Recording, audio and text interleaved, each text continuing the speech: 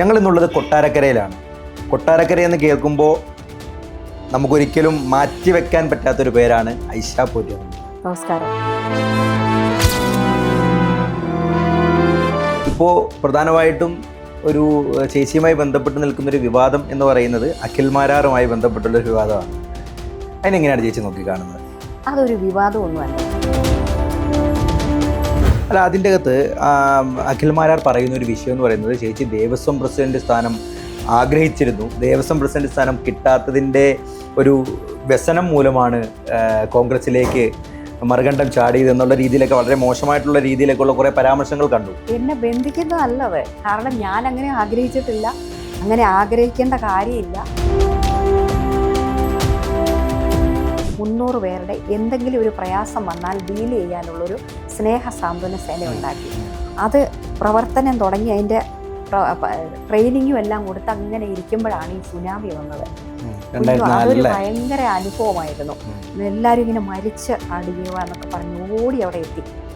വീടുകൾ തകർന്നു പോയി, ആൾക്കാർ മരിച്ചു. അപ്പോൾ ഒരു വലിയ നേതാവ് MK ഭാസ്കരൻ എന്ന് പറഞ്ഞ അദ്ദേഹം വലിയ നേതാവായിരുന്നു. അപ്പം മേളിൽ എന്തോ മീറ്റിംഗ് നടന്ന്, ഞങ്ങൾ ബട്ട്ല അസോസിയേഷൻ്റെ ഒരു മീറ്റിംഗ് താഴെ ഉണ്ടായിരുന്നു. അപ്പം ഇനി ഇറങ്ങി വന്നിട്ട് അദ്ദേഹം എന്നോട് ചോദിച്ചു, കൊട്ടാരക്കര നമ്മൾ ജയിക്കുമെന്ന്. എനിക്കിന്നും മറക്കാത്ത ഒരു ചോദ്യമാണ്. ബാലകൃഷ്ണപിള്ള സാറുമായിട്ട് ബന്ധപ്പെട്ട എന്തെങ്കിലും അനുഭവങ്ങൾ ഓർത്തെടുക്കാൻ പറ്റുന്നുണ്ടോ ആ ഇലക്ഷൻ സമയത്ത്? 2006 അദ്ദേഹം പൊതുവെ എല്ലാവരെയും ഒരുമാതിരി കളിയാക്കി പറയും. പിന്നെ ഭയങ്കര. അപ്പോൾ എന്നെ അതേമാതിരി വളരെ ബാലകൃഷ്ണപിള്ള സാറിന്റെ ഈ ഇത്തരത്തിലുള്ള രൂക്ഷമായ പ്രതികരണങ്ങളൊക്കെ വോട്ടായി മാറി തോന്നുന്നുണ്ടോ? അതിനുശേഷം ജയിച്ച് കഴിഞ്ഞ ഈ പ്രതികരണങ്ങൾ ഉണ്ടായിരുന്നു. അതുപോലെ വാളകത്വമൊക്കെ സംസാരിച്ചെന്ന് ആൾക്കാർ പറഞ്ഞിട്ടുണ്ട്. എങ്ങനെ ഇതുപോലെ ചെറിയ ആളല്ലേ അദ്ദേഹം, ഒരു വലിയ ആളാണ്. അതുകൊണ്ട് അദ്ദേഹത്തിന് തോന്നുമായിരിക്കും നമ്മൾ ഒരു ചെറിയ സ്ത്രീ അല്ലേ. അതെ അതെ അതെ, തീർച്ചയായിട്ടും. വെച്ചുകൊണ്ടാണ് സത്യം സഖാക്കളാണ് നടന്ന ആ സമയത്ത്. അതെ അതെ അതെ അതെ, തീർച്ചയായിട്ടും. എനിക്ക് അവരോട് സ്നേഹം, ഇപ്പോഴും സ്നേഹമാണ്. എനിക്കിപ്പോഴും സ്നേഹമാണ്. പക്ഷെ മൊത്തത്തിൽ ആ വഴി തെറ്റി പോകുന്നു, പഴയ രീതി മാറി. ഞാൻ മാത്രമല്ലല്ലോ ഇപ്പൊ പറയുന്നത്, എല്ലാവരും പറയല്ലേ. എന്നെക്കാളും പാർട്ടിക്കാരായിട്ട് പാർട്ടിയിൽ വളർന്നു വന്നവര് വരെ ഇത് വിട്ടുപോകുന്ന സ്ഥിതി ഉണ്ടല്ലോ. അപ്പൊ അങ്ങനെ ഒരു വ്യതിയാനം വന്നപ്പോഴാണ് നമുക്ക് അനുസരിക്കുക. ചേച്ചി പറയുന്നത്, ചേച്ചി എന്തുകൊണ്ടാണ് ആ പാർട്ടിയിൽ നിന്ന് പുറത്തു പോകാനുള്ള റീസൺ എന്നുള്ളത് ജനങ്ങളിലേക്ക് എത്തിക്കുക എന്നുള്ളതാണ് നമ്മുടെ ഈ ഒരു ഇതിൻ്റെ പ്രധാനപ്പെട്ട ഉദ്ദേശം എന്ന് പറയുന്നത്. അത് തന്നെയാണ്. ഒരു വ്യക്തി, കാരണം ചേച്ചിക്കെതിരെ ഏറ്റവും കൂടുതൽ എതിർ പാർട്ടിക്കാർ ഉന്നയിക്കുന്ന ഒരു ആരോപണം എന്ന് പറയുന്നത് അധികാരമോഹം കൊണ്ടാണ് ചേച്ചി ഇന്നടത്ത് നിന്ന് കോൺഗ്രസിലേക്ക് മാറിയത് എന്നുള്ളൊരു, അതിന് കൃത്യമായിട്ടൊരു മറുപടി ചേച്ചിയുടെ ഭാഗത്തു നിന്നും പലതവണ ചേച്ചി പറഞ്ഞിട്ടുണ്ട്. എങ്കിൽ പോലും ഇച്ചിരി കൃത്യമായിട്ട് നമ്മുടെ പ്രേക്ഷകരിലേക്ക് എത്തിക്കുക എന്നുള്ളതാണ്.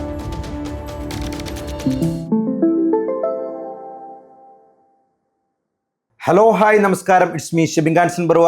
Welcome back to another episode of Gallery Vision Media. ഞങ്ങൾ ഇന്നുള്ളത് കൊട്ടാരക്കരയിലാണ്. കൊട്ടാരക്കരയെന്ന് കേൾക്കുമ്പോൾ നമുക്കൊരിക്കലും മാറ്റിവെക്കാൻ പറ്റാത്തൊരു പേരാണ് ഐഷ പോറ്റി എന്നുള്ളത്. ഏറെ പ്രിയപ്പെട്ട ഐഷ ചേച്ചിയുടെ വീട്ടിലാണുള്ളത്. നമസ്കാരം. നമസ്കാരം ചേച്ചി, എങ്ങനെ പോകുന്നു കാര്യങ്ങളൊക്കെ? നന്നായിട്ട് പോകുന്നു. ഇനിയിപ്പോൾ ഒരു എന്താ പറയുക, ഒരു ഇലക്ഷൻ്റെ സമയമാണ്. ഇനി അങ്ങോട്ട് ചേച്ചിക്ക് നിന്ന് തിരിയാൻ സമയം കാണില്ല. ഏകദേശം സ്ഥാനാർത്ഥിത്വം ഉറപ്പിച്ചു എന്നാണ് എനിക്കറിയാൻ കഴിഞ്ഞത്. UDF സ്ഥാനാർത്ഥിയായിട്ട് തന്നെ ഐഷ ചേച്ചി ഇവിടെ മത്സരിക്കും എന്നുള്ളതാണ് അറിയാൻ കഴിഞ്ഞത്. അങ്ങനെയാണോ? അത് വന്നില്ലല്ലോ. അതെ, പൂർണ്ണമായിട്ട് സ്ഥാനാർത്ഥി പ്രഖ്യാപനം ഉണ്ടായില്ലെങ്കിൽ പോലും പറയുന്നുണ്ടെന്നല്ലാതെ അത് പാർട്ടി പറയുമല്ലോ. അല്ല, എങ്കിൽ പോലും ഏതെങ്കിലും ഭാഗത്ത് നിന്ന്, അല്ലെങ്കിൽ എന്താ പറയുക, പ്രധാനപ്പെട്ട ഒരു അധികാര ശിരാകേന്ദ്രത്തിൽ നിന്നും ഒരു അറിയിപ്പ് കിട്ടിയിട്ടുണ്ടോ? അങ്ങനെ പ്രവർത്തനം ആരംഭിച്ചു തുടങ്ങിക്കോളാൻ വല്ലതും ഉള്ള ഒരു? ഇവിടെ പാർട്ടി പ്രവർത്തനം ആരംഭിക്കുന്നുണ്ടല്ലോ, ജാഥ തുടങ്ങിയിട്ടുണ്ട്. അതുമായി ബന്ധപ്പെട്ട് ജനങ്ങളുടെ ഇടയിൽ പ്രവർത്തനം ആരംഭിച്ചിട്ടുണ്ട്. എല്ലാ പാർട്ടികളും ആരംഭിച്ച പോലെ കോൺഗ്രസും ആരംഭിച്ചിട്ടുണ്ട്. അല്ലാതെ ഐഷ ചേച്ചി ആയിരിക്കും മത്സരിക്കുന്നത് എന്നുള്ള രീതിയിലൊരു ഇതുവരെ പറഞ്ഞിട്ടില്ല. അങ്ങനെ ഇപ്പം ആയില്ലല്ലോ, സമയമായില്ലല്ലോ. സ്ഥാനാർത്ഥി പ്രഖ്യാപനങ്ങൾ വരുന്നേ ഉള്ളൂ. എങ്കിലും ഞാനൊക്കെ പ്രതീക്ഷിക്കുന്നു ചേച്ചി മത്സരിക്കുകയും MLA ആവുകയും ആദ്യമായ ഒരു മന്ത്രി കസേരയിലേക്ക് വരണമെന്ന് ഞാൻ തീർച്ചയായിട്ടും ആഗ്രഹിക്കുന്നു. അപ്പോൾ ഇപ്പോൾ നിലവിലത്തെ രാഷ്ട്രീയ സാഹചര്യം ചേച്ചി വളരെ സൂക്ഷ്മമായിട്ട് വീക്ഷിച്ചുകൊണ്ടിരിക്കുകയായിരിക്കും. ഇപ്പോൾ പ്രധാനമായിട്ടും ഒരു ചേച്ചിയുമായി ബന്ധപ്പെട്ട് നിൽക്കുന്നൊരു വിവാദം എന്ന് പറയുന്നത് അഖിൽമാരാറുമായി ബന്ധപ്പെട്ടുള്ളൊരു വിവാദമാണ്. അതിനെങ്ങനെയാണ് ചേച്ചി നോക്കിക്കാണുന്നത്? അതൊരു വിവാദമൊന്നും അല്ലെന്നേ. അതെന്തോ ഒന്ന് പറഞ്ഞു, അതിനത്രയും ഞാൻ കാര്യമാക്കുന്നില്ല, ലാഘവത്തോടെ എടുക്കുന്നുള്ളൂ. പിന്നല്ലാതെ അത് എന്തോ വിളിച്ചു പറഞ്ഞു എന്നുള്ളതല്ലാതെ അതിനൊരു ഗൗരവമില്ല. അത് ഇന്നലെ ചുമ്മാ ജസ്റ്റ് ചോദിച്ചപ്പോൾ ഞാൻ അങ്ങ് പറഞ്ഞു എന്നുള്ളതല്ല, അതിനൊന്നും ഒരു കാര്യമില്ല. അതൊക്കെ ഇങ്ങനെ ഓരോ സമയത്ത് ഓരോരുത്തർ എന്തെങ്കിലും പറഞ്ഞു എന്നെ ബന്ധിക്കുന്ന കാര്യമല്ല. അല്ല, എങ്കിൽ പോലും സ്വാഭാവികമായിട്ടും ഈ അഖിൽ മാരാർ എന്ന് പറയുന്ന വ്യക്തിക്ക് ഒരു കോർ ഓഡിയൻസ് ഉണ്ട്. അദ്ദേഹം ബിഗ് ബോസിലൂടെയും ഒരു സ്ത്രീ പ്രാതിനിധ്യം കൂടുതൽ അദ്ദേഹത്തിൻ്റെ ഓഡിയൻസിലുണ്ടെന്നാണ് പൊതുവെ പറയുന്നത്. എനിക്കും അങ്ങനെ തോന്നിയിട്ടുണ്ട് കേട്ടോ. ബിഗ് ബോസിലാണെങ്കിൽ ഇപ്പോൾ അദ്ദേഹം വിജയിക്കുന്നത് സ്ത്രീകളുടെ കൃത്യമായിട്ടുള്ള വോട്ട് പാറ്റേണിലൂടെ ജയിച്ചു എന്നാണ് അറിയാൻ കഴിയുന്നത്. അപ്പോൾ അത്തരത്തിൽ ഒരു വ്യക്തി ഇത്തരത്തിലൊരു പരാമർശം നടത്തുമ്പോൾ അത് നെഗറ്റീവായിട്ട് ചേച്ചിയെ ബാധിക്കുമെന്ന് ചേച്ചിക്ക് തോന്നുന്നുണ്ടോ? എനിക്ക് അങ്ങനെ തോന്നുന്നില്ല.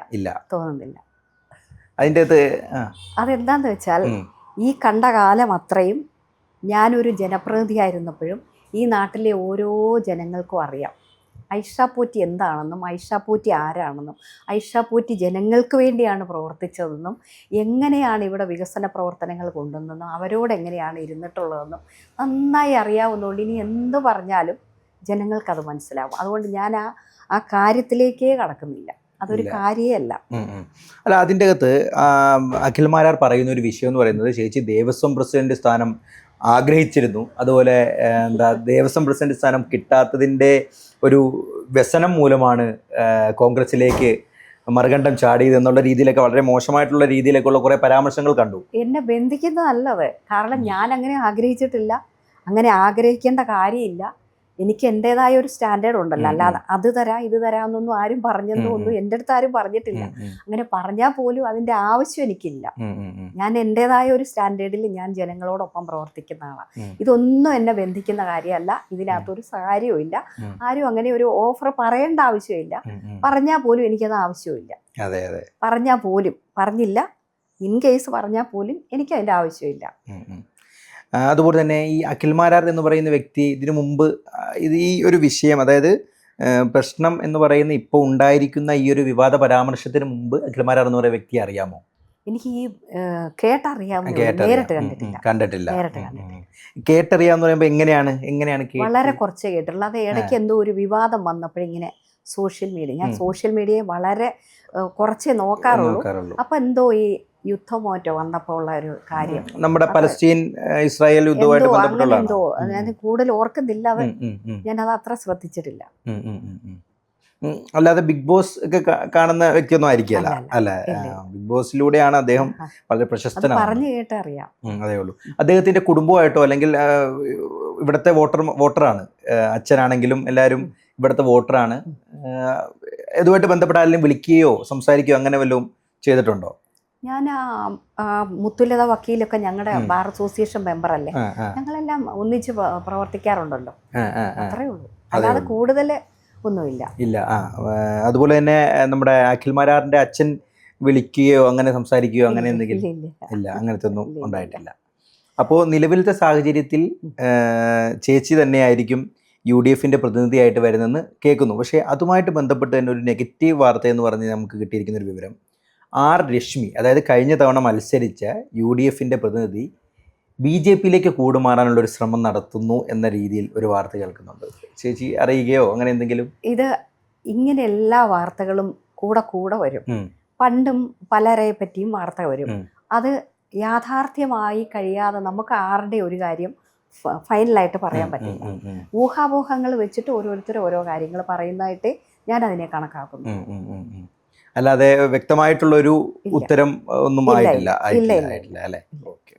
അപ്പോൾ ചേച്ചി, അപ്പം നമ്മുടെ ഇപ്പോഴത്തെ പ്രധാനപ്പെട്ട ഒരു വിഷയം ഇങ്ങനെ ചോദിച്ചു തുടങ്ങുന്നേ ഉള്ളൂ. നമ്മുടെ ഇതെന്ന് പറയുന്നത് ഒരു പോഡ്കാസ്റ്റ് രീതിയിലാണ്. അതായത് ചേച്ചിയുടെ കുട്ടിക്കാലം, ചേച്ചി വളർന്നു വന്ന സാഹചര്യം, ചേച്ചിയുടെ ഈ പൊതുപ്രവർത്തന രംഗത്തേക്കുള്ള കടന്നുവരവ്, അതുമായിട്ട് ബന്ധപ്പെട്ടുള്ള ചേച്ചിയുടെ ഏകദേശം ഒരു 10-25 വർഷത്തെ 21 വർഷത്തോളമുള്ള പാർലമെന്റ് രംഗം, ഇതാണ് നമ്മുടെ ഇപ്പം നിലവിൽ ചേച്ചിയുടെ മുമ്പിലിരിക്കുന്ന നമ്മുടെ ചേച്ചിയുടെ അത്തരത്തിലുള്ള ഒരു കാര്യങ്ങൾ പറഞ്ഞു പോകുന്ന ഒരു സെഗ്മെന്റ് പോലെയായിരിക്കും നമ്മുടെ ഈ പ്രോഗ്രാം. അപ്പോൾ നമുക്ക് കുട്ടിക്കാലത്ത് നിന്ന് തന്നെ തുടങ്ങാം.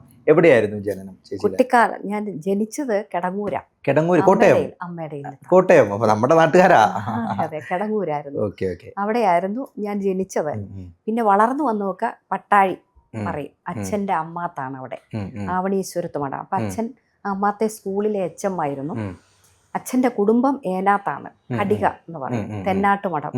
അപ്പോൾ അച്ഛൻ ആ സ്കൂളിൽ ജോലി ആയതുകൊണ്ട് ആദ്യത്തെ ഹെഡ് മാസ്റ്ററായിട്ട് അവിടെ പോസ്റ്റ് ചെയ്തത്. അപ്പം അങ്ങനെ അപ്പം അവിടെ സ്ഥലമൊക്കെ വാങ്ങിച്ച് അവിടെ ശരിക്കും കുടുംബം ഏനാത്ത് കടികയിലാണ് അച്ഛൻ്റെ കുടുംബം. അമ്മയുടെ കുടുംബം കിടങ്ങൂരും. അപ്പോൾ വളർന്നതെല്ലാം പട്ടാഴിയിലാണ്. അപ്പോൾ പട്ടാഴിയിൽ അവിടുത്തെ സ്കൂളിൽ പഠിച്ചു, പിന്നെ അച്ഛൻ്റെ സ്കൂളിൽ പഠിച്ചു. 7ാം ക്ലാസ് കഴിഞ്ഞപ്പോൾ കൊളക്കട ഗവൺമെൻറ് ഹൈസ്കൂളിൽ 10ാം ക്ലാസ് വരെ പഠിച്ചു. അപ്പോൾ അന്നൊന്നും അങ്ങനെ ഒട്ടും മുന്നോട്ട് വരുന്ന ആളല്ല ഞാൻ. വളരെ ആ സമയത്തൊക്കെ നല്ല ഒതുങ്ങി നിൽക്കുന്ന, തീർച്ചയായിട്ടും വളരെ സ്ട്രിക്റ്റ് ആയിട്ടാണ് അച്ഛനും അമ്മയും വളർത്തുന്നത്. എന്ന് വെച്ചാൽ ഒരു ബ്രാഹ്മണ കുടുംബത്തിൽ അങ്ങനെ വലിയ സ്വാതന്ത്ര്യം ഇല്ല. ഇനി എത്ര ഇത് പറഞ്ഞാലും എത്ര സോഷ്യലിസം പറഞ്ഞാലും അതില്ല. അങ്ങനെ വളരെ റെസ്ട്രിക്റ്റഡ് ആയിട്ടാണ് എന്നെ വളർത്തിയിരുന്നത്. അപ്പോൾ 10ാം ക്ലാസ് കഴിഞ്ഞ് പിന്നെ മാലു കോളേജിൽ പ്രീ ഡിഗ്രി കഴിഞ്ഞു. 73-75 പ്രീ ഡിഗ്രി പഠിച്ചിരുന്നു. അത് കഴിഞ്ഞ് ഉഴവൂർ കോളേജിൽ, കിടങ്ങൂർ അമ്മയുടെ ഇല്ലത്ത് താമസിച്ച് ഉഴവൂർ കോളേജിൽ സെൻറ്റ് സ്റ്റീഫൻസ് കോളേജിൽ നിന്ന് ഡിഗ്രി എടുത്തു. അത് കഴിഞ്ഞിട്ട് ലോ അക്കാഡമി ലോ കോളേജിൽ നിന്ന് KR നാരായണൻ സാർ അവിടെ അല്ലേ പഠിച്ചത്? അതെ. പിന്നെ തിരുവനന്തപുരത്ത് LLB എടുത്തു. അത് കഴിഞ്ഞ് Ernakulam Cochin university of science and ടെക്നോളജിയിൽ നിന്ന് LLM കഴിഞ്ഞ് അന്ന് മുതൽ കഴിഞ്ഞ് വന്ന് പിന്നെ കോടതിയിൽ പ്രാക്ടീസ് ചെയ്യുമായിരുന്നു. 2000 വരെയും ഫുൾ ടൈം പ്രാക്ടീസ് ചെയ്തുകൊണ്ടിരുന്ന. പിന്നെ ഏത് സമയത്താണ് നമ്മുടെ ഈ CPM എന്ന് പറയുന്ന ഈ പ്രസ്ഥാനത്തിലേക്ക് ആകൃഷ്ടയായിട്ട് വരുന്നത്? എങ്ങനെയാണ്? ഞാൻ ആകൃഷ്ടയായി എന്ന് പറയുമ്പോൾ അച്ഛൻ പാർട്ടിക്കാരനായിരുന്നു. എനിക്കങ്ങനെ വീട്ടിലൊന്നും അടുത്ത പാർട്ടി അനുഭാവി പ്രവർത്തകനുമായിരുന്നു. പിന്നെ അങ്ങ് സമയമില്ല. അതെ. അപ്പൊ അച്ഛൻ പാർട്ടിക്കാരനായിരുന്നു. പക്ഷെ അച്ഛന് കുറേ ആകുമ്പോൾ പിന്നെ സ്കൂളിന്റെ കാര്യങ്ങളും എല്ലാം ഉള്ളത് കൊണ്ടല്ല. ഞാനും പ്രാക്ടീസ് ചെയ്ത് ഇരിക്കുമ്പോൾ ഒരു ശശി വക്കീലൊക്കെ ഉണ്ടായിരുന്നു ഞങ്ങളുടെ ഓഫീസിൽ. ഇവിടെ ഇന്ത്യൻ ബാങ്കിന്റെ ഓപ്പോസിറ്റാണ് ഞങ്ങളുടെ ഓഫീസ്. എൻ്റെ ചിറ്റപ്പനും അഡ്വക്കേറ്റാണ് ആയിരുന്നു, മരിച്ചുപോയി ഇപ്പം. അപ്പം ഞങ്ങൾ അവിടെ ഇരിക്കും. വട്ടക്കാട്ട് ശ്രീധരൻ നായർ അദ്ദേഹത്തിന്റെ ജൂനിയറായിട്ടാണ് ഞാൻ തുടങ്ങിയത്. അപ്പം അവിടെ പ്രാക്ടീസ് ചെയ്തുകൊണ്ട് എൻ്റെ ഓഫീസിൽ, അപ്പൻ്റെ ഓഫീസിൽ തന്നെയാണ് ഇരിക്കുന്നത്. അപ്പം ശശി വക്കീലൊക്കെ വന്നിട്ട് ഇച്ചിരി പൊളിറ്റിക്സിലൊക്കെ വരുന്നത് നല്ല, മഹിളാ അസോസിയേഷനിലൊക്കെ വരണം, അങ്ങനെ വനിതകളൊക്കെ വന്നിട്ട്. അപ്പം എനിക്ക് സമയം കിട്ടുമോയെന്ന് സംശയമായിരുന്നു. അങ്ങനെ പതുക്കെ കുറേശ്ശെ സമയമുള്ളപ്പോഴൊക്കെ അതിലൊക്കെ പോകുമായിരുന്നു. പ്രാക്ടീസ് ചെയ്തിരുന്ന സമയങ്ങളിലൊക്കെ ചിലപ്പം കുറച്ചുകൂടെ ആയപ്പം സമ്മേളനത്തിന് ചെല്ലണം എന്ന് പറഞ്ഞു. അങ്ങനെ ഏരിയ കമ്മിറ്റിയിലാക്കി മഹിളാ വർഗഭോജന സംഘടനയുടെ. അങ്ങനെ അപ്പോഴും ചിലപ്പോൾ ഇവിടുന്ന് വിട്ട് പോകാൻ സമയം കിട്ടത്തില്ല. പിന്നെ ഉള്ള സമയത്തൊക്കെ പോവും.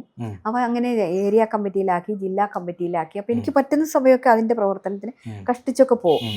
അപ്പോൾ പാർട്ടി മെമ്പറാക്കി അവിടുത്തെ പാർട്ടി പ്രവർത്തകർ വന്നിട്ട് മെമ്പർഷിപ്പിലൊക്കെ ആക്കി പോകാൻ സമയമില്ല.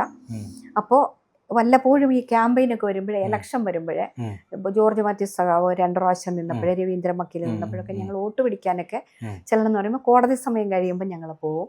അത്രയൊരു പാർട്ടി പ്രവർത്തനമായിട്ട് വന്നപ്പോഴാണ് 2000 ചെറിയ തോതിലുള്ളതേ ഉള്ളൂ, കൂടുതൽ കോൺസെൻട്രേറ്റ് ചെയ്തിരുന്ന പ്രാക്ടീസിലാണ്. പിന്നെ കുട്ടികൾ ചെറുതായിരുന്നു, അപ്പോൾ അവരുടെ കാര്യം നോക്കണം. അങ്ങനെ ഇരുന്നപ്പോഴാണ് ജില്ലാ പഞ്ചായത്ത് ഡിവിഷൻ ഇവിടെ വനിതാ സംവരണം വന്നു.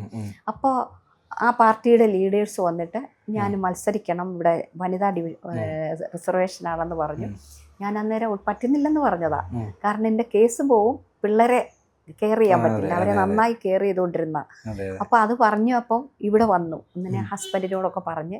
പിന്നെ ഹസ്ബൻഡ് പറഞ്ഞു എന്നാൽ പിന്നെ നോക്കാം. അപ്പോൾ അവർ പറഞ്ഞു ഈ പ്രവർത്തനം ഉണ്ടെങ്കിലും കേസിനെ ബാധിക്കില്ല, നമുക്കെല്ലാം അത് അഡ്ജസ്റ്റ് ചെയ്ത് കൊണ്ടുവന്നാൽ പിന്നെ ഒന്ന് പറ്റും നോക്കാമെന്ന് ചേട്ടനും പറഞ്ഞു. അങ്ങനെയാണ് ഒരു തുടക്കം. അപ്പോൾ വോട്ട് പിടിക്കാനൊന്നും എനിക്ക് വലിയ ആൾക്കാർക്ക് വേണ്ടി വോട്ട് ചോദിച്ചിട്ട് കുറച്ചൊക്കെ പോയിട്ടുണ്ടെന്നല്ലാതെ സ്വന്തമായിട്ടൊരു സ്ഥാനാർത്ഥിയായിട്ട് അതത്ര പരിചയമുള്ള കാര്യമല്ല. എന്നാലും ആൾക്കാരുടെ എല്ലാം കൂടെ പോയി. ഈ ഡിവിഷൻ കൊട്ടാരക്കര ഡിവിഷനായിരുന്നു, വളരെ ടൈറ്റ് എന്ന് വെച്ചാൽ എന്നെ ആരെങ്കിലും അറിയോ? ഈ ആയിഷ വക്കീലെന്ന് പറഞ്ഞാൽ കക്ഷികൾക്ക് കുറെ പേർക്ക് അറിയാം, അതെല്ലാവരും ഇവിടെ ഉള്ളവരല്ല, പലയിടത്തും ഉള്ളവരല്ലേ. അപ്പോൾ അങ്ങനെയുണ്ട്. പിന്നെ ഇറങ്ങി കഷ്ടിച്ച് 102 വോട്ടിന് അങ്ങ് ജയിച്ചു. എണ്ണി ഓരോ വാർഡും പിന്നെ എണ്ണി അവസാനം 102 വോട്ടിന് അങ്ങ് അപ്പുറത്ത് ചാടി. അപ്പോൾ അവർ കേസ് കൊടുത്തു വീണ്ടും. അല്ല, ഞാൻ ചോദിക്കുന്നത് ഇത് ആ സമയത്ത് പക്ക UDF വാർഡാണ്. പക്ക UDF എന്ന് പറഞ്ഞാൽ ഇവിടെ എല്ലാം കൊളക്കട പഞ്ചായത്ത് മാത്രമേ ഉള്ളൂ ശരിക്കും ഒരു ഈ ഡിവിഷനിൽ വരുന്നില്ല. ഇവിടെ കൊട്ടാരക്കരയും മൈലത്തിന്റെ സകല ഭാഗങ്ങളും മേലിലയും ഒക്കെയാണ് വരുന്നത്. അതെല്ലാം UDF മണ്ഡലങ്ങളാണ്. ഉമ്മന്നൂര്, വെട്ടിക്കവല, മേലിലെ എല്ലാം ബാലകൃഷ്ണപിള്ള സാറും UDF-ഉം ഒക്കെ ഭരിച്ചു കൈയടക്കി വെച്ചിരിക്കുക ഫുള്ള്. ഈ കൊട്ടാരക്കര എന്നും അദ്ദേഹം പ്രസിഡന്റും അദ്ദേഹത്തിൻ്റെ ഭരണസമിതിയൊക്കെ അല്ലേ വരാറ്. അങ്ങനെയുള്ളിടത്ത് കഷ്ടിച്ച് 102 വോട്ടിന് അങ്ങനെ എണ്ണി ജയിച്ചു കഴിഞ്ഞപ്പോൾ ജില്ലാ പഞ്ചായത്ത് മെമ്പറായി. അപ്പം പ്രാക്ടീസും ഇതും രണ്ടും കൂടെ കുറച്ചായപ്പോൾ കൊണ്ടുപോകാൻ ഇച്ചിരി ബുദ്ധിമുട്ടായി. അതിനൊരു കേസും വന്നു. കേസിനകത്ത് എനിക്ക് ചെലവ് സഹിതം തള്ളി ആ കേസ്, എൻ്റെ ചെലവ് സഹിതം. അല്ല എങ്ങനെയാണ് കേസ്? എന്താണ് കേസ്? റീകൗണ്ടിങ് വേണമെന്ന് പറഞ്ഞിട്ട് ഒരുപാട് ബൂത്തുകൾ റീകൗണ്ട് ചെയ്തു. അപ്പം അങ്ങനെ അതിൻ്റെ സ്വകാര്യ എളുപ്പമുണ്ട്. അന്ന് തപാൽ ആണല്ലോ, അല്ല വോട്ട് മെഷീൻ അല്ലാത്ത നമ്മുടെ പേപ്പറിൽ പ്രസ് ചെയ്തിട്ടുള്ളതല്ല. അപ്പം ഒത്തിരി വാർഡുകൾ അവരാവശ്യപ്പെട്ട അനുസരിച്ച് റീകൗണ്ട് ചെയ്തു. അപ്പം പിന്നെയും ഡിക്ലെയർ ചെയ്തപ്പോൾ വീണ്ടും എണ്ണണം എന്ന് പറഞ്ഞപ്പോൾ കളക്ടർ നിയമപരമായിട്ട് പറ്റില്ല എന്ന് പറഞ്ഞ് പഞ്ചായത്ത് രാജ് ആക്ട് പറയുന്നുണ്ട്. അതിൻ്റെ സ്വകാര്യത നഷ്ടപ്പെടുത്താൻ പാടില്ല, എപ്പോഴും ഇങ്ങനെ തുറന്നിട്ടെന്ന്. അങ്ങനെ അത് തള്ളി നമ്മൾ റൂളിങ്സ് ഒക്കെ കൊടുത്തു. ഹൈക്കോടതിയിൽ വരെ പോയി ചെലവ് സഹിതം തള്ളി എല്ലായിടത്തും. അങ്ങനെ ഇരിക്കുമ്പോഴാണ് ആ കേസും തള്ളി. ആ സമയമായപ്പോഴത്തേക്കാണ് എനിക്ക് ഞങ്ങളുടെ ടേണോ 2.5 വർഷം CPIക്കും 2.5 വർഷം CPM. അപ്പോൾ ജില്ലാ പഞ്ചായത്ത് പ്രസിഡൻ്റായി. അപ്പോൾ സാധിക്കുന്ന മുഴുവൻ ചെയ്തു. ജില്ലാ മെമ്പർ ആയപ്പോഴും ഞാൻ കുറേ പഠിച്ച് മനസ്സിലാക്കി നമ്മുടെ ഡിവിഷനിലൊക്കെ ചെയ്യാൻ പറ്റുന്ന കാര്യം, കൊച്ചു കാര്യങ്ങളെ പറ്റുള്ളൂ, പറ്റാവുന്ന എല്ലാം ചെയ്യാൻ ഇതിൻ്റെ ഇടയിൽ കൂടെ. പക്ഷേ കുറേശ്ശെ പ്രാക്ടീസിനെ ബാധിച്ചിരുന്നു. അത് പിന്നെ ഓഫീസിലുള്ളവരങ്ങ് നോക്കും. അല്ല, അപ്പോൾ ഒരു സംശയം, ഈ ജില്ലാ പഞ്ചായത്ത് പ്രസിഡന്റ് സ്ഥാനം സ്വാഭാവികമായിട്ടും മറ്റ് വേറെ കാൻഡിഡേറ്റ് ഒന്നും ഇല്ലായിരുന്നു CPM-ന്റെ ഭാഗത്ത്? അല്ല, ഉണ്ട്. പക്ഷെ പാർട്ടി നിയോഗിച്ചത് ചേച്ചി തന്നെ ആയതുകൊണ്ടായിരിക്കും. കുറച്ചും കൂടി വർഷം പ്രാക്ടീസ് ചെയ്ത ആളും കേസുകൾ നടത്തിയ ആളും ഒക്കെ ആയതുകൊണ്ടായിരിക്കാം. അല്ലെങ്കിൽ എന്തെങ്കിലും ഒരു മെറിറ്റ് അവർക്ക് തോന്നിക്കാണും. എനിക്കറിയില്ല. എന്തായാലും എന്നെയാണ് ആക്കിയത്.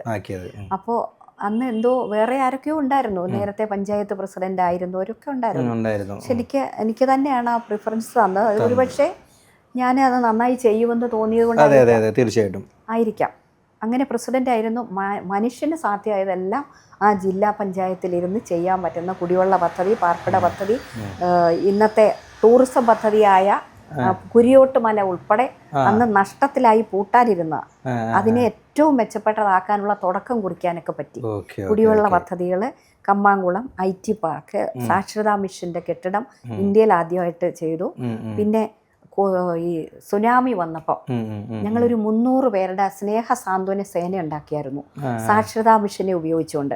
തുടർ സാക്ഷരതാ പ്രവർത്തനവും അന്ന് ജില്ലാ പഞ്ചായത്ത് പ്രസിഡന്റ് ആയിരുന്നപ്പോഴാണ് ചെയ്തത്. അത് ഒരു നയമായിരുന്നു. UDF ഗവൺമെന്റ് ആയിരുന്നു അന്ന്. അപ്പൊ ആ കാലത്താണ് നമ്മൾ ഇടതുപക്ഷമായിരുന്നു, ആന്റണി സർക്കാർ അല്ലേ? പിന്നെ 2 ടേണായിട്ടായിരുന്നല്ലോ. അപ്പോൾ അന്ന് ഈ സാക്ഷരതാ മിഷനെ ഉപയോഗിച്ചുകൊണ്ട് നമ്മൾ തുടർ സാക്ഷരത, അതായത് എഴുതുന്ന മാത്രമല്ല തൊഴിൽ സാക്ഷരത കൂടെ പഠിപ്പിക്കുന്ന കുറേ പദ്ധതികൾ, കുടുംബശ്രീക്ക് കുറേ കാര്യങ്ങൾ, ഡിസേബിൾഡ് ആയിട്ടുള്ളവരുടെ തൊഴിൽ പരിശീലനം, അവരുടെ തൊഴിൽ യൂണിറ്റുകൾ, ഖാദി ബോർഡുമായിട്ട് ബന്ധപ്പെട്ട്. അതുപോലെ അപ്പോഴാണ് ഈ സുനാമി വന്നിരുന്നു. ആ സുനാമി വരുന്നതിന് മുമ്പ് വെറുതെ ഞങ്ങൾ ഈ സാക്ഷരതാ പ്രവർത്തകരെ ഉപയോഗിച്ചുകൊണ്ട് 300 പേരുടെ ഒരു സേന ഉണ്ടാക്കി. അത് ഞങ്ങൾ കൂട്ടായിട്ട് ആലോചിച്ച്, നല്ല വിദഗ്ധരുമായിട്ട് ആലോചിച്ച്, അന്ന് ഞാൻ ഇരുന്ന സമയത്ത് 300 പേരുടെ എന്തെങ്കിലും ഒരു പ്രയാസം വന്നാൽ ഡീൽ ചെയ്യാനുള്ളൊരു സ്നേഹ സാന്ത്വന സേന ഉണ്ടാക്കി. അത് പ്രവർത്തനം തുടങ്ങി അതിൻ്റെ ട്രെയിനിങ്ങും എല്ലാം കൊടുത്ത് അങ്ങനെ ഇരിക്കുമ്പോഴാണ് ഈ സുനാമി വന്നത്. അതൊരു ഭയങ്കര അനുഭവമായിരുന്നു. എല്ലാവരും ഇങ്ങനെ മരിച്ച് അടിയുക എന്നൊക്കെ പറഞ്ഞ് ഓടി അവിടെ എത്തി. വീടുകൾ തകർന്നു പോയി, ആൾക്കാർ മരിച്ചു. നമ്മുടെ ഈ കൊല്ലം പ്രദേശത്തും വലിയ രീതിയിൽ അത് കൊല്ലം ജില്ലാ പഞ്ചായത്തല്ലേ, കരുനാഗപ്പള്ളി ഓടിയെത്തി ഞങ്ങൾ എല്ലാവരും. അപ്പോൾ അവിടെയെല്ലാം ഓർത്തെടുക്കാൻ പറ്റുമോ? തീർച്ചയായിട്ടും. മനുഷ്യൻ ഇങ്ങനെ പെട്ടെന്ന് തിരമാലയൊക്കെ വന്നിട്ട് മരിച്ചിട്ടിങ്ങനെ ബോഡിയൊക്കെ കയറി വരുന്ന ഒരു സന്ദർഭം എന്ന് പറഞ്ഞാൽ പാഞ്ഞവിടെ എത്തി. അപ്പം തന്നെ എല്ലാവരും കൂടെ ചെന്ന് അപ്പോഴത്തേക്ക് ഈ സാക്ഷരതാ മിഷൻ്റെ സ്നേഹ സാന്ത്വന സേനയുടെ ഏറ്റവും വലിയൊരു ഉപകാരം അപ്പോഴാണ് നമ്മൾ ഉണ്ടാക്കിയ ഒരു സംവിധാനത്തെ ഏറ്റവും പ്രയോജനപ്പെടുത്തി അവിടെ അവരെ രക്ഷിക്കാൻ, അവർക്ക് കെയർ കൊടുക്കാൻ, മരിച്ചവരെയൊക്കെ ആ ആശുപത്രികളിലേക്കൊക്കെ ആക്കാൻ, വീടുകളിൽ ഭക്ഷണം ഇല്ലാതായി ചെളി കയറി വന്നു, അപ്പോൾ അവരെ മാറ്റി പാർപ്പിക്കാനും ഒക്കെ ഞങ്ങൾ അവിടെ കോൺസെൻട്രേറ്റ് ചെയ്ത് ഒരു വലിയ ദുരന്തത്തെ നേരിടുന്ന ഒരു അനുഭവം വന്നുണ്ടായി. ജില്ലാ പഞ്ചായത്ത് പ്രസിഡന്റ് ആയിരുന്ന സമയം അത് ഭംഗിയായിട്ട് പറ്റാവുന്നത്രയും ഇടപെട്ട് അവർക്ക് വേണ്ടതെല്ലാം ചെയ്തു കൊടുത്തു. അരി സാധനങ്ങൾ, ഭക്ഷണം, ഡ്രസ്സെല്ലാം മറ്റുള്ളിടത്തു നിന്നൊക്കെ ശേഖരിച്ചു കൊടുത്ത അതൊരു വലിയ അനുഭവമായിരുന്നു. അത് വലിയ തടസ്സം പിടിച്ച് ചുവപ്പ് നാടെ കിടന്ന കുറേ പദ്ധതികൾ സോൾവ് ആക്കി എടുക്കാൻ പറ്റി. അതൊക്കെ എനിക്കൊരു ഭയങ്കര അനുഭവമായിരുന്നു. അങ്ങനെ ആ കാലഘട്ടം അങ്ങ് തീർന്നു. 2005 അത് അവസാനിച്ചു. 2005 കഴിഞ്ഞ് വീണ്ടും ജനറലായി ഇവിടെ. അപ്പോഴും പാർട്ടി എന്നോട് പറഞ്ഞു ഒന്നുകൂടി ഒന്ന് മത്സരിക്കാൻ, ജനറൽ വാർഡിൽ മത്സരിക്കാൻ പറഞ്ഞു. ആദ്യം 102 വോട്ടിനായിരുന്നു, പിന്നെ 9625 വോട്ടിന് രണ്ടാമത് വന്നപ്പോൾ ജയിച്ചു. 9625 വോട്ട്, അതായത് 122 വോട്ടിനെ 9000 ആക്കി ഉയർത്തി. ജനങ്ങൾക്ക് മനസ്സിലായി എന്താ ചെയ്യാന്നുള്ളത്. നമ്മൾ ഒരാൾ പ്രവർത്തിച്ച് ഒരു തവണയല്ലേ എല്ലാവർക്കും കൂടെ ചേർന്ന് ജയിപ്പിക്കാൻ പറ്റും. പിന്നെ പ്രവർത്തിച്ച് കാണിക്കുന്ന സ്വാഭാവികമായിട്ടും നമ്മളെ ഏൽപ്പിച്ച ജോലി ഭംഗിയായിട്ട് ചെയ്തു.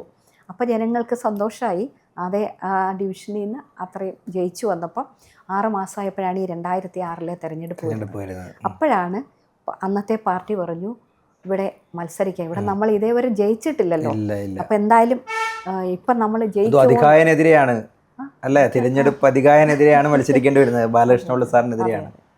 അപ്പോൾ ഒരു വലിയ നേതാവ് MK ഭാസ്കരൻ എന്ന് പറഞ്ഞ അദ്ദേഹം വലിയ നേതാവായിരുന്നു. അപ്പം മേളിൽ എന്തോ മീറ്റിംഗ് നടന്ന്, ഞങ്ങൾ മഹിളാ അസോസിയേഷൻ്റെ ഒരു മീറ്റിംഗ് താഴെ ഉണ്ടായിരുന്നു. അപ്പം ഇനി ഇറങ്ങി വന്നിട്ട് അദ്ദേഹം എന്നോട് ചോദിച്ചു കൊട്ടാരക്കര നമ്മൾ ജയിക്കുമോയെന്ന്. എനിക്ക് ഇന്നും മറക്കാത്ത ഒരു ചോദ്യമാണ്. ഞാൻ വിചാരിച്ചു ആരെന്നോ ഒന്നും നമ്മൾ അറിയുന്നില്ലല്ലോ, കൊട്ടാരക്കര ജയിക്കുമോ നമ്മൾ. ഞാൻ പറഞ്ഞു ജയിക്കുമെന്ന് പറഞ്ഞു. അപ്പൊ ആര് സ്ഥാനാർത്ഥിയാക്കുന്നത് നമുക്ക് അറിയാൻ വയ്യല്ലോ, ഇനി ഏതെങ്കിലും വലിയ നേതാവൊക്കെ വരുമായിരിക്കും എന്നാ വിചാരിച്ച്. അതെല്ലാം കഴിഞ്ഞിട്ട് മീറ്റിംഗ് കൂടിയപ്പോഴാണെന്ന് പറഞ്ഞാൽ ഐഷ പോറ്റിയെ ഇങ്ങനെ അവർ തീരുമാനിച്ചിട്ട് പിന്നീടാണ് പറയുന്നത് ഐഷ പോറ്റിയെ ഇവിടെ സ്ഥാനാർത്ഥിയാക്കുകയാണ്. അപ്പം അതിൻ്റെ പ്രവർത്തനങ്ങളൊക്കെ തുടങ്ങി, എല്ലാവരും പ്രവർത്തിച്ചു, സഖാക്കളും പ്രവർത്തകരും എല്ലാം പ്രവർത്തിച്ചു. പിന്നെ ആ ജില്ലാ പഞ്ചായത്തിൽ ഇരുന്ന് ചെയ്തതിൻ്റെ ഒരു റിസൾട്ട് എനിക്ക് കിട്ടി. ആൾക്കാരുടെ ഇടയിൽ നോക്കുമ്പോൾ അറിയായിരുന്നു സ്ത്രീകളുടെ പ്രശ്നങ്ങളില്ല. ഞാൻ ഒരുപാട് കുടുംബ കോടതി കേസുകൾ നടത്തിയിട്ടുണ്ട്. അപ്പോൾ അവരുടെ പ്രശ്നങ്ങൾ വന്നാൽ അത് ഒത്തിരി ഡീൽ ചെയ്ത് കൊടുത്തിട്ടുണ്ട്, ആശ്വാസം ഉണ്ടാക്കി. അപ്പോൾ അതും കൂടെ ഒക്കെ ആയപ്പോൾ ഈ സ്ത്രീകളെ സഹായിക്കുന്ന സ്വയം സഹായ സംഘത്തിനൊക്കെ ഉള്ള അലവൻസ്, അവരുടെ ഫണ്ട് കൊടുക്കലും ഒക്കെ നല്ലതായിട്ട് ചെയ്തിരുന്നു. അങ്ങനെ ആ പ്രവർത്തനത്തിൽ എനിക്ക് മനസ്സിലായിരുന്നു എല്ലായിടത്തും പോയപ്പോൾ ജയിക്കുമെന്നുള്ളത്. ഞാനത് ആരോടും പറഞ്ഞില്ല, കാരണം പിള്ള സാറിൻ്റെ കാര്യം ആയതുകൊണ്ട് ആൾക്കാർ ചിലപ്പോൾ വിശ്വസിക്കില്ലല്ലോ, അദ്ദേഹത്തെ ആർക്കും തോൽപ്പിക്കാൻ പറ്റില്ലെന്നല്ലേ. റിസൾട്ട് വന്നപ്പോൾ 12087 വോട്ടിന് ജയിച്ചു. അത് വലിയ തിരിച്ചടിയായിരുന്നു സത്യം പറഞ്ഞ ബാലകൃഷ്ണ സാറിന് അല്ലേ. അത് സ്വാഭാവികമാണല്ലോ, ആരായാലും. ഞാൻ ചോദിക്കുന്നത് ഈ 2001 തെരഞ്ഞെടുപ്പിൽ ബാലകൃഷ്ണപിള്ള സാർ എത്ര വോട്ടിനായിരുന്നു? 12200 ചില്ലുവാൻ വോട്ടിന്. നേരെ ഇരട്ടി. നമ്മൾ ആ ഭൂരിപക്ഷത്തിന് അതേപോലെ നമ്മളെ തിരിച്ച് LDF കൊണ്ടുപോകുന്നുള്ളതാണ് അല്ലേ. അദ്ദേഹത്തെ ശിക്ഷിക്കുകയൊക്കെ ചെയ്ത സമയം ഇടമലയാർ കേസിൽ ആ സമയത്തായിരുന്നു രവീന്ദ്രൻ വക്കീലായിരുന്നു അന്ന് സ്ഥാനാർത്ഥി ഇടതുപക്ഷത്തിന്റെ. അന്ന് പക്ഷെ അദ്ദേഹം നല്ലതായിട്ട് അങ്ങ് ജയിച്ചു. ഇടമലയാർ കേസ് ഉണ്ടായിട്ട് പോലും ഈസിയായിട്ട് ജയിച്ചു. അന്ന് ഇവിടെ വലിയ സമരമൊക്കെ നടത്തി അദ്ദേഹത്തെ ശിക്ഷിച്ചപ്പോൾ. ആ സമയത്തായിരുന്നു ആ ഇലക്ഷൻ. പക്ഷെ അന്നും അദ്ദേഹം ജയിച്ചായിരുന്നു. അത് കഴിഞ്ഞ് പിന്നെ 5 വർഷം കഴിഞ്ഞാണല്ലോ ഞാൻ മത്സരം. ബാലകൃഷ്ണപിള്ള സാറുമായിട്ട് ബന്ധപ്പെട്ട എന്തെങ്കിലും അനുഭവങ്ങൾ ഓർത്തെടുക്കാൻ പറ്റുന്നുണ്ടോ ആ ഇലക്ഷൻ സമയത്ത്? അത് ഒരുത്തോടെ നിങ്ങൾ തമ്മിൽ അങ്ങോട്ടും ഇങ്ങോട്ടും ഏറ്റുമുട്ടി അല്ല 2011 പിന്നെ ഏറ്റുമുട്ടില്ല. അത് മുരളി ഡോക്ടറെ ഞങ്ങളുടെ ബന്ധു, അദ്ദേഹം അന്ന് ജയിലിലായിരുന്നു. അപ്പോൾ ഈ 2006 അദ്ദേഹമായിട്ട് ബന്ധപ്പെട്ടുള്ള അനുഭവങ്ങൾ എന്തെങ്കിലും? 2006 അദ്ദേഹം പൊതുവെ എല്ലാരെയും ഒരുമാതിരി കളിയാക്കി പറയും. പിന്നെ ഭയങ്കര. അപ്പോൾ എന്നെ അതേമാതിരി വളരെ നാക്കിന്റെ സാമർത്ഥ്യം അദ്ദേഹത്തെക്കാൾ വലുത് വേറെ ആരുമില്ല. പണ്ട് പഞ്ചാബ് മോഡൽ പ്രസംഗമൊക്കെ വലിയ ഈ മാർക്കറ്റ് ജംഗ്ഷനിലൊക്കെ വളരെ മോശമായിട്ട് സംസാരിക്കുകയൊക്കെ ചെയ്തു. ഇന്നും ഓർമ്മയുള്ള ആൾക്കാർ അത് എനിക്ക് ആ വാക്കുകളൊന്നും പറയാൻ എനിക്കിഷ്ടമില്ല. സ്ത്രീകളോട് ആക്ഷേപിച്ച് പൊതുവെ കളിയാക്കിയുള്ള വളരെ മോശമായിട്ടുള്ള രീതിയിൽ വർത്താനമൊക്കെ പറഞ്ഞിരുന്നു, പ്രസംഗമൊക്കെ നടത്തിയിട്ടുണ്ടായിരുന്നു. അപ്പോൾ അതിന് ഞാൻ മറുപടി പറഞ്ഞു, നമ്മള് സ്ഥാനാർത്ഥിയല്ല, സ്ഥാനാർത്ഥിയാകുമ്പോൾ ആനയും ഉറുമ്പും കൂടുള്ള മത്സരമാണെന്നൊക്കെ പറയുമായിരുന്നു. കൃഷിത്തോട്ടം മുക്കില് ഒരു 2 പേരുടെ സ്വീകരണം കുറെ ഇപ്പുറത്തും അപ്പുറത്തും ആയിട്ട് മൈക്കിൽ കൂടെ കേൾക്കാമല്ലോ. അപ്പൊ ഇവിടെ ആനയും ഉറുമ്പും കൂടെയുള്ള മത്സരം അങ്ങനെയൊക്കെ നമ്മള് കേട്ടു. അതൊക്കെ ഒരു ചുമ്മാ തമാശക്ക് പറഞ്ഞതായിരിക്കും. എന്തായാലും അങ്ങനെയൊക്കെ അത്രയൊക്കെ കേട്ടിട്ടുള്ളൂ. പിന്നെ അദ്ദേഹം ജയിക്കുമെന്ന് അദ്ദേഹത്തിന് തോന്നിക്കാണും. പക്ഷെ ജനങ്ങളല്ലേ തീരുമാനിക്കും, നമ്മളല്ലല്ലോ. ജനങ്ങൾ തീരുമാനിക്കും ആര് ജയിക്കണം, അവരാണ് വലുത്. അല്ല ഞെട്ടിയോ സത്യത്തിൽ? എനിക്ക് അങ്ങനെ ഒരു ഫീലിംഗ് വന്നില്ല എന്ന് പറഞ്ഞാൽ ആരും വിശ്വസിക്കുകയില്ല. ഞാനവിടെ കൂളായിട്ട്, കാരണം സ്ത്രീകളെല്ലാം രാത്രി പോലും ചെല്ലുമ്പോൾ അവിടെ വേലി കയറി വന്ന് ടാറ്റ തരുന്ന കാണുമ്പം എനിക്കറിയാമായിരുന്നു എന്നോടൊരു സ്നേഹം ഉണ്ടെന്നുള്ളത്. അപ്പം എന്തായാലും തോക്കാനുള്ള സാധ്യതയില്ല എന്ന് തോന്നിയിരുന്നു. ഞാൻ ആര് തന്നെ ആയിക്കോട്ടെ, നമ്മൾ ജനങ്ങളോടല്ലേ സമ്മതിക്കുന്നത്, ജനമാണല്ലോ തീരുമാനിക്കുന്നത്. അപ്പോൾ അന്നേരം നമ്മൾ ഫുള്ള് കണ്ട് കേട്ടിട്ടേ നമ്മൾ പ്രതികരിച്ചുള്ളൂ. അതുവരെ എന്തിനാണ് നമ്മൾ വെറുതെ എന്തെങ്കിലും പറയേണ്ട ആവശ്യമില്ലല്ലോ. നമ്മൾ ഇന്നത് വരും അത് വരും എന്ന് വെറുതെ പറയണ്ടല്ലോ, അത് കാണാം എന്ന് പറയുന്നതല്ലേ നല്ലത്. അല്ല, ഞാൻ ചോദിക്കുന്നത് ബാലകൃഷ്ണൻ പിള്ള സാറിന്റെ ഈ ഇത്തരത്തിലുള്ള രൂക്ഷമായ പ്രതികരണങ്ങളൊക്കെ വോട്ടായി മാറിയെന്ന് തോന്നുന്നുണ്ടോ അതിനുശേഷം? ജയിച്ച് കഴിഞ്ഞ ഈ പ്രതികരണങ്ങൾ ഉണ്ടായിരുന്നു. അതുപോലെ വാളകത്വമൊക്കെ സംസാരിച്ചെന്ന് ആൾക്കാർ പറഞ്ഞിട്ടുണ്ട്. എങ്ങനെ ഇതുപോലെ ഒരു ചെറിയ ആളല്ലേ, അദ്ദേഹം ഒരു വലിയ ആളല്ലേ, അതുകൊണ്ട് അദ്ദേഹത്തിന് തോന്നുമായിരിക്കും നമ്മൾ ഒരു ചെറിയ ഒരു സ്ത്രീ അല്ലേ. അതെ അതെ അതെ, തീർച്ചയായിട്ടും തീർച്ചയായിട്ടും. അങ്ങനെ തോന്നിക്കാണും. ആദ്യമായിട്ട് മത്സരിക്കുന്നു, അത്രേ ഉള്ളൂ. ആദ്യമായിട്ട് മത്സരിക്കുന്നു. ജില്ലാ പഞ്ചായത്തും അസംബ്ലി ഒരുപോലെ അല്ലെന്നൊക്കെ പറയുമായിരുന്നു. അതെ അതെ അതെ, അദ്ദേഹം 1965 മുതൽ തീർച്ചയായിട്ടും ഒരുപാട് ജനപ്രതിനിധിയായിട്ട് നിൽക്കുന്ന 5-6 തവണ മന്ത്രിയായിരുന്നു. NSSന്റെ വർഷങ്ങളായിട്ടുള്ള പ്രസിഡന്റ്, വലിയ നേതാവ് തന്നെയാണ്, സംശയമില്ലാത്ത കാര്യം. അപ്പൊ അത് കമ്പയർ ചെയ്യുമ്പം അദ്ദേഹത്തിന് ആ ഒരു ഹാങ് ഓവറിൽ നിന്നാണ് സംസാരിച്ചത് മൊത്തം. അതെ, ഈസി ആയിട്ട് ജയിക്കുന്നു, ഈസി വാക്കോർന്നായിരിക്കും ഓർത്തിരുന്നത്. അങ്ങനെ വിചാരിച്ചു കൂടായില്ല. അല്ല, അങ്ങനെ അതെ, എല്ലാവരും അങ്ങനെ ചിന്തിക്കുള്ളൂ. കാരണം താൻ പോരായ്മ ഉള്ളപ്പം മറ്റുള്ളവരെയൊക്കെ ചെറുതായി കാണുകയും തന്നെ പരാജയപ്പെടുത്താൻ മാത്രം ശേഷിയുള്ള ഒരാളും മറ്റൊരാളും ഇവിടെ നിന്ന് ഉണ്ടായില്ല എന്നുള്ളൊരു ആത്മവിശ്വാസത്തിന്റെ പുറത്തായിരിക്കും അങ്ങനെയൊക്കെ സംസാരിച്ചത്. പ്രത്യേകിച്ച് ഒരു വനിതയും കൂടെയല്ല. അതെ അതെ, ഒരിക്കലും. അതെ അതെ അതെ അതെ അതെ അതെ. അന്ന് വെച്ചാൽ സത്യം പറഞ്ഞ ഒരു വിപ്ലവമായിരുന്നല്ലേ അത്. ഇവിടെ എങ്ങനെയാണ് ആഘോഷം, എങ്ങനെയായിരുന്നു ആഘോഷം? അയ്യോ, അത് ജയിച്ചു കഴിഞ്ഞപ്പോ എന്താണ് ഇവിടുത്തെ തൊഴിലാളികളും സഖാക്കളും എല്ലാം, അന്ന് ഞാൻ ഉണ്ടായിരുന്ന പാർട്ടിക്കൊക്കെ ഭയങ്കര എന്നും തോക്കുകയല്ലേ. അപ്പൊ ഒരു ജയം വന്നപ്പോ അവര് മൊത്ത സ്ഥലത്തും പായസം ഒക്കെ ഉണ്ടാക്കി, പൊങ്കാല ഇടുന്ന പോലെ ചന്തമുക്കില് എവിടെ ചെന്നാലും അങ്ങ് പായസം വെക്കല്, ലഡു വിതരണമൊക്കെ ആയിട്ട് ഭയങ്കര സന്തോഷമായിരുന്നു. അതെ അതെ അതെ അതെ, തീർച്ചയായിട്ടും. എനിക്ക് അവരോട് ഇപ്പോഴും സ്നേഹമാണ്, എനിക്കിപ്പോഴും സ്നേഹമാണ്. പക്ഷെ മൊത്തത്തിൽ ആ വഴി തെറ്റി പോകുന്നു, പഴയ രീതി മാറി. ഞാൻ മാത്രമല്ലല്ലോ ഇപ്പൊ പറയുന്നത്, എല്ലാവരും പറയല്ലേ. എന്നെക്കാളും പാർട്ടിക്കാരായിട്ട് പാർട്ടിയിൽ വളർന്നു വന്നവർ വരെ ഇത് വിട്ടുപോകുന്ന സ്ഥിതി ഉണ്ടല്ലോ. അപ്പൊ അങ്ങനെ ഒരു വ്യതിയാനം വന്നപ്പോഴാണ് നമുക്ക് അക്സെപ്റ്റ് ചെയ്യുക. അല്ലാതെ എനിക്ക് സഖാക്കളോടോ നാട്ടിലുള്ളവരോടോ ഒരു ദേഷ്യം എന്നല്ല, സ്നേഹമേ ഇപ്പോഴും ഉള്ളൂ. അപ്പൊ അവർക്കും ഭയങ്കര സന്തോഷമായിരുന്നു. ചേച്ചിയോട് നമുക്ക് സ്ട്രൈറ്റ് ആയിട്ട് തന്നെ ചോദിക്കാം, എന്താണ് ചേച്ചി CPM സംഭവിച്ചത് കേരളത്തിൽ? CPM പഴയ CPM അല്ല ഇപ്പം. പണ്ടെന്ന് പറഞ്ഞാൽ കുറേ കൂടി മൂല്യങ്ങൾ കാത്തു സൂക്ഷിക്കുമായിരുന്നു. അങ്ങനെ സൂക്ഷിച്ചുകൊണ്ടിരുന്നവർക്ക് പോലും മാനസികമായിട്ടൊരു മാറ്റം വന്നു. അത് ഞാൻ പറയാതെ നിങ്ങൾക്ക് റീഡ് ചെയ്യാം, തീർച്ചയായിട്ടും റീഡ് ചെയ്തെടുക്കാം. ആ സംസാര രീതി, ഒരാൾ പാർട്ടിയിലേക്ക് വന്നു കഴിഞ്ഞാൽ ഉണ്ടാകുന്ന ചില ആൾക്കാർക്കുള്ള മാറ്റങ്ങൾ, അവർക്ക് എന്ത് കാര്യം കൊണ്ടാണ് ഈ വലിയ മാറ്റം വരുന്നത് നമുക്ക് മനുഷ്യന് കണ്ട, ഞാനായിട്ടത് പറയണ്ട. തീർച്ചയായിട്ടും പഴയ രീതിയേ അല്ല ഇപ്പം, ഞാൻ പാർട്ടിയിൽ വന്ന രീതിയല്ല, അതിൽ നിന്ന് ഒരുപാട് മാറ്റമായിട്ടുണ്ട്. അല്ല, അങ്ങനെ ചേച്ചി പറയുമ്പോൾ നമുക്ക് ഉദാഹരണ സഹിതം വ്യക്തമാക്കാൻ എന്തെങ്കിലും ഉണ്ടോ? അതായത് ഞാൻ അങ്ങനെ ആരുടെയും പേരെടുത്തല്ല, ഞാൻ ഒരിക്കലും നമ്മൾ വ്യക്തിപരമായിട്ടുള്ള അധിക്ഷേപം ഒരാളെയും ചെയ്യരുതെന്ന് വിശ്വസിക്കുന്ന ആളാണ്. എനിക്കും ഇഷ്ടമല്ല അതങ്ങനെ ചെയ്യരുതെന്ന് വിശ്വസിക്കുന്ന ആളാണ് ഞാൻ പറഞ്ഞത്. അല്ല, അങ്ങനെ വ്യക്തിപരമായിട്ട് പറയാനല്ല, അല്ലാതെ എന്തെങ്കിലും ഒരു ഇൻസിഡൻറ്റ് നമുക്ക് ആ ചേച്ചി വന്ന സമയത്ത് CPM പാർട്ടിയുടെ പ്രവർത്തന രീതിയും ഇന്നത്തെ പ്രവർത്തന രീതിയും തമ്മിൽ 2 തുലാസിലാക്കുകയാണെങ്കിൽ വ്യത്യാസമുണ്ടെന്ന് കാണിക്കാൻ ഇങ്ങനെ ഒരു ഇൻസിഡൻറ്റ്, അല്ല നമ്മൾ കാടടിച്ച് വെടിവെക്കുക എന്ന് പറയും, അങ്ങനെ നമ്മൾ പറഞ്ഞിട്ട് കാര്യമില്ല. അതിൻ്റെ അകത്ത് കൃത്യമായിട്ട്, കാരണം ഇത് കാണുന്ന പ്രേക്ഷകർക്ക് മനസ്സിലാവണം ചേച്ചി പറയുന്നത്, ചേച്ചി എന്തുകൊണ്ടാണ് ആ പാർട്ടിയിൽ നിന്നും പുറത്തു പോകാനുള്ള റീസൺ എന്നുള്ളത് ജനങ്ങളിലേക്ക് എത്തിക്കുക എന്നുള്ളതാണ് നമ്മുടെ ഈ ഒരു ഇതിൻ്റെ പ്രധാനപ്പെട്ട ഉദ്ദേശം എന്ന് പറയുന്നത്. അത് തന്നെയാണ് ഒരു വ്യക്തി, കാരണം ചേച്ചിക്കെതിരെ ഏറ്റവും കൂടുതൽ എതിർ പാർട്ടിക്കാർ ഉന്നയിക്കുന്ന ഒരു ആരോപണം എന്ന് പറയുന്നത് അധികാരമോഹം കൊണ്ടാണ് ചേച്ചി ഇന്നടത്ത് നിന്ന് കോൺഗ്രസിലേക്ക് മാറിയത് എന്നുള്ളൊരു, അതിന് കൃത്യമായിട്ടൊരു മറുപടി ചേച്ചിയുടെ ഭാഗത്തു നിന്നും പലതവണ ചേച്ചി പറഞ്ഞിട്ടുണ്ട്. എങ്കിൽ പോലും ഇച്ചിരി കൂടി കൃത്യമായിട്ട് നമ്മുടെ പ്രേക്ഷകരിലേക്ക് എത്തിക്കുക എന്നുള്ളതാണ്.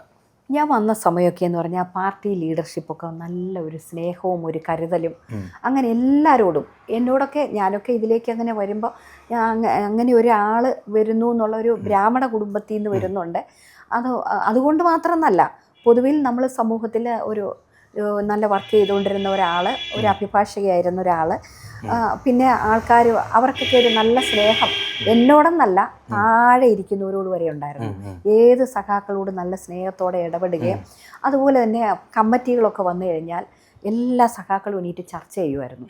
അപ്പോൾ ആ ചർച്ച മൊത്തം കേൾക്കും നേതാക്കളൊക്കെ. കേട്ട് കഴിഞ്ഞിട്ട് അതിനകത്തെ പെശകത ഇന്നതുകൊണ്ടാണ്, അത് സഖാവേ ഇതാണ് അതിൻ്റെ കാര്യമെന്ന് പറഞ്ഞ് അവരെ കൺവിൻസ് ചെയ്യിച്ചൊക്കെ ഇരുത്തും. അങ്ങനെ ഒരു ചർച്ചകളും സ്വയം വിമർശനങ്ങളും, ആ ശരി അങ്ങനെയാണെങ്കിൽ അത് നമുക്ക് തിരുത്താം എന്നൊക്കെ ഉള്ളൊരു വർത്തമാനവും നല്ല ഒരു, അതായത് ഒരു ജനാധിപത്യം പോലെ ഉൾപാർട്ടിയിൽ ഉള്ള ചർച്ചകളും തുടർ ചർച്ചകളും അതിൻ്റെ വിമർശനങ്ങളും സ്വയം വിമർശനങ്ങളും അത് കറക്റ്റ് ചെയ്യലും കുറേ മാറ്റങ്ങൾ ഒരുപാട് നല്ലതായിട്ട് പോകുമായിരുന്നു. പക്ഷേ ഇന്ന് അങ്ങനെയുള്ള ചർച്ചകൾ കുറേ കാലമായിട്ട് നിന്ന് വന്നിപ്പോൾ ഇല്ലെന്ന് പറയുന്നതാണ് നല്ലത്. കൂടുതൽ എന്തെങ്കിലും ഒരു കാര്യത്തെപ്പറ്റി ഒരാൾ ചെയ്തതിനെ പറ്റി ആ സഖാവ് എന്തെങ്കിലും ചെയ്ത്, അല്ലെങ്കിൽ അവിടെ ചെയ്തത്, അല്ലെങ്കിൽ പാർട്ടി ചെയ്തത് കറക്റ്റ് അല്ലെന്ന് പറഞ്ഞാൽ ഒരു ദേഷ്യം വരുന്ന രീതിയായി ഇപ്പം നേതാക്കളിൽ പലർക്കും. അതുപോലെ അവരോടൊപ്പം നിൽക്കുന്ന കുറേ പേർ അങ്ങനെയൊക്കെ അങ്ങ് മാറിപ്പോയി. അപ്പോൾ കുറച്ച് സ്വാർത്ഥ താല്പര്യങ്ങളിലേക്ക് നേതൃത്വങ്ങളിലൊക്കെയുള്ള പലരും വന്നു തുടങ്ങി. അപ്പോൾ ശരിയല്ലെന്ന് നമുക്ക് തോന്നുന്ന പല കാര്യങ്ങളും പണ്ട് പറയുന്ന കാര്യങ്ങളല്ല ഇപ്പോഴേ എന്ന്. പണ്ട് കുറേ നല്ല മൂല്യങ്ങളോടെ പറഞ്ഞു ഈ എക്സാമ്പിൾ പറയത്തില്ല, അതൊക്കെ പറയുമ്പോൾ പല ആൾക്കാരിലേക്കൊക്കെ പോകുന്നത് എനിക്കിഷ്ടമല്ല. അപ്പോൾ അങ്ങനെ പറഞ്ഞത് മാറ്റി പറയുക ഇപ്പം. അങ്ങനെ ആകുമ്പോഴത്തേക്ക് അതേ വല്ലാത്ത വ്യത്യാസമല്ലേ അല്ലേ? തീർച്ചയായിട്ടും. അതായത് മൂല്യച്യുതി വന്നു എന്നുള്ളതാണ് പറയുന്നത് അല്ലേ? അതായത് ആശയങ്ങളിൽ മൂല്യച്യുതി വന്നു. ഞാൻ മാത്രമല്ലല്ലോ, പാർട്ടിയിൽ വളർന്നു വന്നവരെ എനിക്ക് അത്ര ഉണ്ടെന്ന് ഞാൻ പറയത്തില്ല, ഉള്ള കാര്യം പറയുള്ളൂ. എത്രയോ താഴെ തട്ടിന സുജാ ചന്ദ്രബാബു എന്ന് പറഞ്ഞ പാർട്ടി കുടുംബത്തിൽ നല്ല തൻ്റെ ഇടമായിട്ട് പാർട്ടി പ്രവർത്തനം നടത്തി 3 തവണ പഞ്ചായത്ത് പ്രസിഡന്റായി പ്രവർത്തിച്ചു. മഹിളാ അസോസിയേഷന്റെ ജില്ലാ സെക്രട്ടറി ആയിരുന്നു, പാർട്ടി ജില്ലാ കമ്മിറ്റി അംഗമായിരുന്നു. പുള്ളിക്കാരത്തി പാർട്ടിയിലെ ഈ ധിക്കാരം സഹിക്കാൻ വയ്യ എന്ന് പറഞ്ഞിട്ടാണ് പോയേക്കുന്നത്. വിട്ടുപോയല്ലോ. ഇപ്പൊ നിലവിൽ ഏതെങ്കിലും പാർട്ടിയിൽ മുസ്ലിം ലീഗ് ചേർന്നു. ഈ അടുത്ത് ചേർന്ന അല്ലേ? അതുപോലെ ഹസ്കർ ഈ അടുത്ത സമയം വരെ നമ്മൾ ഹസ്കർ ഇപ്പോൾ ഒരു നേതാവിനെ വണ്ടി കയറ്റുന്നതുമായി ബന്ധപ്പെട്ടിട്ടുള്ള ഒരു ചർച്ച ചെയ്തപ്പോൾ അത് ആശയവ്യതിയാനമല്ലേ എന്ന് ചോദിച്ചത് ഇഷ്ടപ്പെട്ടില്ല. അപ്പോൾ പാർട്ടി വിധേയമായിട്ട് പോകണമെന്ന് പറഞ്ഞു. അപ്പോൾ പാർട്ടി എന്ത് ചെയ്താലും ചോദ്യം ചെയ്യരുത്, മനസ്സിലായില്ലേ? പാർട്ടി എന്താണോ, പാർട്ടി നേതാക്കളെ ആരാണോ അതിന് ലീഡർഷിപ്പ് കൊടുക്കുന്നത്, അതാണ് എന്റെ ചോദ്യം. പാർട്ടി എന്ത് ചെയ്താലും ചോദ്യം ചെയ്യരുതെന്നാണോ, അതോ മുഖ്യമന്ത്രി എന്ത് ചെയ്താലും ചോദ്യം ചെയ്ത് ഏകാധിപത്യമാണോ? ഇന്ന് പാർട്ടി എന്നല്ല പറയുന്നത്, പാർട്ടിയെ നിയന്ത്രിക്കുന്നവർ ആളോടൊപ്പം ഉള്ളവരോ ആരായാലും അവർ പറയുന്നതിനപ്പുറം പോകാൻ പാടില്ല, വിമർശിക്കാൻ പാടില്ല എന്നുള്ളത് 100 കാര്യങ്ങൾ മീഡിയയിൽ തന്നെ നമ്മൾ കാണുന്നുണ്ട്. അതിനെതിരെ സംസാരിച്ചാൽ വിധേയമായിട്ട് പ്രവർത്തിക്കണം എന്ന് പറഞ്ഞാൽ അതിൻ്റെ അർത്ഥം എന്താ? ഏകാധിപത്യം. അതിൻ്റെ അർത്ഥം എന്താ? ജനാധിപത്യം നഷ്ടപ്പെട്ടോ? ജനാധിപത്യം നഷ്ടപ്പെട്ടെന്നേ പറയാൻ പറ്റൂ. അത് തന്നെയല്ലേ കുഞ്ഞികൃഷ്ണൻ പറഞ്ഞത്. ഒരു വിമർശനം അവിടെ ആ രക്തസാക്ഷി ഫണ്ട് തിരിമറി ഉണ്ടെന്നല്ലേ അദ്ദേഹം പറയുന്നത്. നമുക്ക് അറിഞ്ഞുകൂടെ, കേട്ടുള്ള അറിവേ ഉള്ളൂ. അത് പറഞ്ഞ ആളിനെ ക്രൂശിച്ച് പുറത്താക്കി അവരുടെ വീട്ടിലേക്ക് പടക്കം എറിഞ്ഞു, അവിടെ ഇരുന്ന ബൈക്ക് പൊട്ടിച്ച് കളഞ്ഞു. പിന്നെ വളരെ മോശമായിട്ട് അദ്ദേഹത്തെ പറയുക, അത് നല്ലതാണോ? തിരുത്തേണ്ടതല്ലേ? നല്ല മനുഷ്യരായിട്ട് പോകണ്ടേ, സ്നേഹത്തോടെ പോകണ്ടേ? വിമർശനങ്ങൾ നമ്മൾ കേൾക്കണ്ടേ? എന്നെ വിമർശിച്ചാൽ ഞാൻ കേൾക്കണം. തീർച്ചയായിട്ടും എനിക്ക് തെറ്റുണ്ടെങ്കിൽ ഞാൻ. ജനാധിപത്യത്തിന്റെ സൗന്ദര്യമാണ് വിമർശനം. തീർച്ചയായിട്ടും. ആരാണേലും ഞാൻ എന്നെ കറക്റ്റ് ചെയ്യുമല്ലോ. ഞാൻ പറയണ്ടായിരുന്നു, ശരിയാ, ഞാൻ പറയത്തില്ല, തെറ്റിപ്പോയി, അത് പറഞ്ഞാൽ പോരെ, കഴിഞ്ഞില്ലേ? മനുഷ്യനോട് സ്നേഹമായിട്ട് പെരുമാറുന്നതിന് വല്ല നഷ്ടമുണ്ടോ? ധാർഷ്ട്യം നമുക്ക് വേണോ? ഒരാളെ കാണാൻ ഒരാൾ വന്നാൽ ഞാൻ വേറെ കൂടുതൽ പറയത്തില്ല. ഇപ്പം എന്നെ കാണാൻ ആരെങ്കിലും വന്നു, ഇരിക്കെന്ന് പറഞ്ഞു, ഞാൻ ഇപ്പോൾ വരാം, ചിലപ്പോൾ തിരക്കാണെങ്കിൽ ഇപ്പോൾ വരാമേ, 1 മിനിറ്റ് എന്ന് പറയും.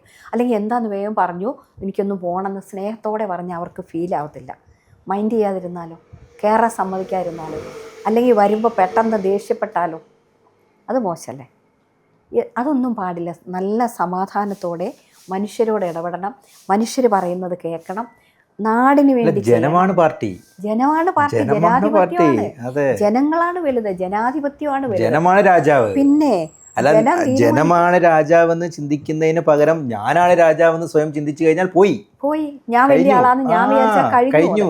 ഞാനൊരാളുമല്ല, ഞാൻ ഇപ്പോഴല്ലത് പറയുന്നത്. MLA ആയിരിക്കുമ്പോ പറഞ്ഞിട്ടുണ്ട്, ജില്ലാ പഞ്ചായത്തിൽ ഇതൊക്കെ താൽക്കാലികമാണ്, ജനങ്ങൾ തന്നതാണ്. ആ പ്രവർത്തന മികവിന്റെ അടയാളമാണല്ലോ 10,000, 20,000 ആയത്, 20,000, 40,000 ആയതോ, അത് ചേച്ചി പറയണ്ട. കഷ്ടപ്പെട്ട് ജോലി ചെയ്തപ്പം ഞാനിരുന്ന പാർട്ടിക്ക് വളർച്ച ഉണ്ടായില്ല എന്ന് ആരെങ്കിലും പറഞ്ഞാൽ അത് ശരിയാണോ എന്ന് നിങ്ങൾ പരിശോധിക്കണം. തീർച്ചയായിട്ടും. എന്നെ കൊണ്ട് പാർട്ടിക്ക് എന്ത് പ്രയോജനമാണ് ഉണ്ടായിട്ടുള്ളത്, എന്തുകൊണ്ടാണ് ഞാൻ അവസാനിപ്പിക്കേണ്ടി വന്നതെന്ന് അവർക്കറിയാം. ഈ മാറ്റങ്ങളാണ് അതിന് കാരണം. കുറേ നാളായിട്ട് തന്നെ പാർട്ടിയിൽ മാത്രം ഇനി ഇരുന്നാൽ മതി, അങ്ങനെ ചിന്തിക്കാവോ?